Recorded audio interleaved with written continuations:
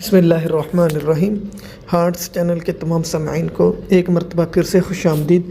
امید کرتا ہوں کہ آپ سب بخیریت و عافیت اللہ تعالیٰ کے فضل و کرم سے اپنی زندگیاں گزار رہے ہوں گے۔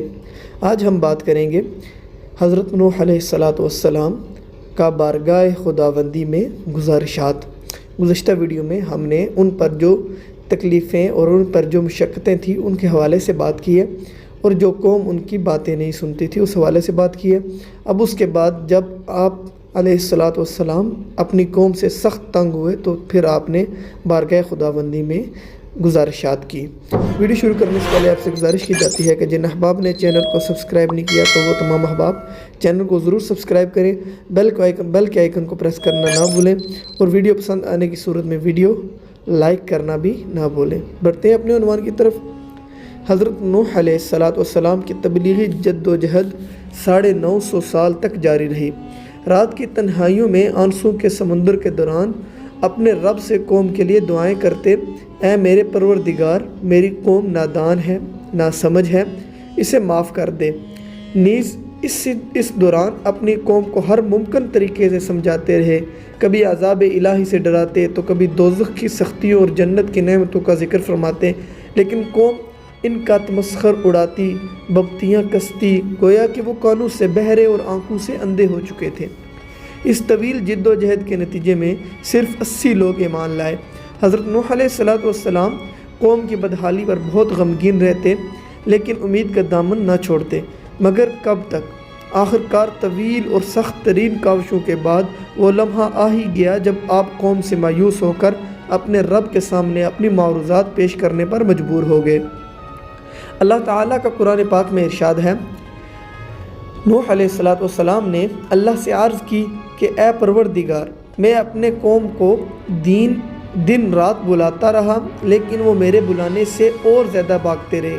میں نے جب کبھی انہیں تیری بخشش کی طرف بلایا، یعنی توبہ کی جانب، تو یہ اپنے کانوں میں انگلیاں ڈال لیتے اور اپنے چہروں کو کپڑوں سے چھپا لیتے اور ضد، تکبر اور غرور کرتے۔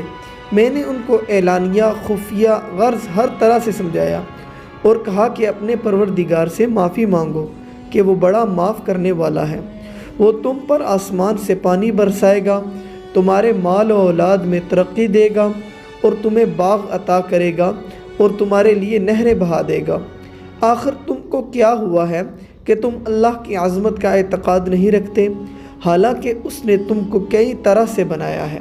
کیا دیکھتے نہیں ہو کہ اللہ نے کس طرح 7 آسمان اوپر تلے بنائے ہیں، اور ان میں چاند کو خوب جگمگاتا ہوا اور سورج کو چراغ بنایا؟ اور اللہ ہی نے تم کو زمین سے ایک خاص طریقے سے پیدا کیا ہے، پھر وہ تمہیں اسی زمین میں واپس لے جائے گا اور اس سے یکا یک تم کو نکال کر کھڑا کر دے گا۔ اور اللہ نے زمین کو تمہارے لیے فرش کی طرح بچھا دیا تاکہ تم اس کے اندر کھلے راستوں میں چلو۔ نوح علیہ السلام نے کہا، میرے رب، انہوں نے میری بات رد کر دی اور ان رئیسوں کی پیروی کی جو مال اور اولاد پا کر اور زیادہ نامراد ہو گئے۔ ان لوگوں نے بڑا بھاری مکر کا جال پھیلا رکھا ہے۔ انہوں نے یعنی رئیسوں نے کہا کہ اپنے معبودوں کو ہرگز نہ چھوڑنا، اور ود اور سواع اور یغوث اور یعوق اور نصر کو کبھی بھی ترک نہ کرنا۔ انہوں نے بہت لوگوں کو گمراہ کیا ہے، اور تو بھی ان ظالموں کو گمراہی کے سوا کسی چیز میں ترقی نہ دے۔ آخر وہ اپنے گناہوں کے سبب پہلے غرق کر دیے گئے، پھر آگ میں ڈال دیے گئے، تو انہوں نے اللہ کے سوا کسی کو اپنا مددگار نہ پایا۔ اور نوح نے دعا کی کہ میرے پروردگار، کسی کافر کو روئے زمین پر بسنے والا نہ چھوڑ۔ اگر تو نے ان کو چھوڑ دیا تو یہ تیرے بندوں کو گمراہ کریں گے، اور ان کی نسل سے جو بھی پیدا ہوگا وہ بھی بدکار اور سخت کافر ہی ہوگا۔ اے میرے پروردگار، مجھ کو اور میرے والدین کو اور ہر اس شخص کو جو میرے گھر میں مومن کی حیثیت سے داخل ہوا ہے، اور سب مومن مردوں اور عورتوں کو معاف کر دے، اور ظالموں کے لیے اور زیادہ تباہی بڑھا دے۔ اسی کے ساتھ ویڈیو کا اختتام کیا جا رہا ہے۔ آپ تمام سامعین سے گزارش ہے کہ اپنی سپورٹ اسی طریقے سے جاری رکھیں۔ انشاءاللہ اگلی ویڈیو میں حضرت نوح علیہ السلام کا کشتی بنانے کا حکم اور اس حوالے سے جو بھی باتیں ہیں تمام معروضات آپ کے سامنے رکھی جائیں گی۔